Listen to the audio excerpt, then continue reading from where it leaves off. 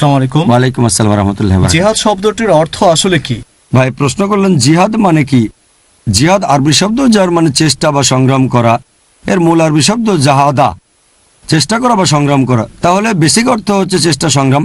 তবে অনেক মানুষের ভুল ধারণা আছে, শুধু অমুসলিম না, অনেক মুসলিমেরও ভুল ধারণা আছে যে কোনো মুসলিম যদি যুদ্ধ করে, যে কারণেই হোক, সেটাকে বলা হয় জিহাদ।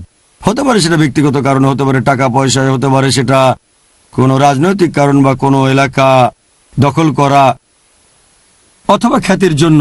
একজন মুসলিম যুদ্ধ করলেই সেটাকে জিহাদ বলা হবে, এটা ভুল ধারণা। জিহাদ মানে চেষ্টা বা সংগ্রাম করা।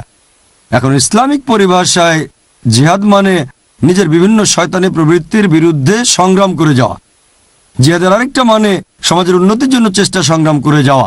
জিহাদের আরেকটা মানে আত্মরক্ষার জন্য লড়াই করা, নিজেকে বাঁচানোর জন্য লড়াই যুদ্ধের ময়দানে। জিহাদের আরেকটা মানে অত্যাচারের বিরুদ্ধে চেষ্টা সংগ্রাম করা। তাহলে জিহাদের বেসিক অর্থ চেষ্টা আর সংগ্রাম। যদি কোনো ছাত্র চেষ্টা এবং সংগ্রাম করে যায় পরীক্ষায় পাশের জন্য, সেটাকে বলা হয় জিহাদ। তাহলে জিহাদ মানে চেষ্টা সংগ্রাম করা। অনেক মানুষের ভুল ধারণা আছে যে জিহাদ করতে পারে শুধুমাত্র মুসলিমরা।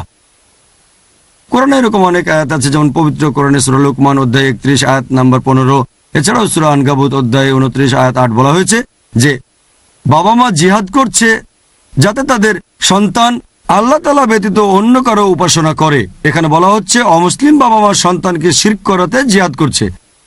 তাহলে অমুসলিমও জিহাদ করতে পারে। এমনিতে যখন মুসলিমরা জিহাদ করে সেটা হচ্ছে জিহাদ ফি সাবিলিল্লাহ, আল্লাহর পথে চেষ্টা সংগ্রাম করা। অন্যরা যেটা করে সেটা জিহাদ ফি সাবিল শয়তান, শয়তানের পথে চেষ্টা করা। তাহলে জিহাদ মানে চেষ্টা সংগ্রাম করা। বিস্তারিত জানতে আমার ভিডিও ক্যাসেট দেখতে পারেন, টেররিজম এন্ড জিহাদ অ্যান্ড ইসলামিক পার্সপেক্টিভ। আশা করি উত্তরটা পেয়েছেন।